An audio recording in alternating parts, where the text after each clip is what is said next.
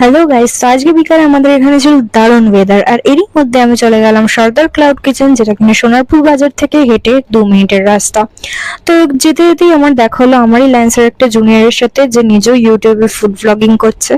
তো ও ওই জন্য গেছিল। তো আমরা দুজনেই অর্ডার দিলাম কোলহার পিৎজা, যেটা ভরপুর করে চিজ দিয়েছে। আর আমি যখন মুখে নিচ্ছিলাম, ও মা, কি চিজ পুলটা আমার দারুণ লেগেছে খেতে। সেকেন্ড আমরা নিয়েছিলাম হচ্ছে চিকেন স্যান্ডউইচ, বাট অনেস্টলি আমার চিকেন স্যান্ডউইচটা খুব একটা ভালো লাগেনি, কারণ খুবই ড্রাই ছিল। থার্ড আমরা নিয়েছিলাম হচ্ছে গন্ধরাজ মোমো, সেটা সবে গরম গরম আমাদেরকে সার্ভ করে দিয়েছিল। আর চিরতেই দেখি ভরপুর চিকেন, আর যখন আমি মুখে দিলাম, যা গন্ধরাজের পুরো ফ্লেভারটা আমি উপভোগ করতে পারলাম।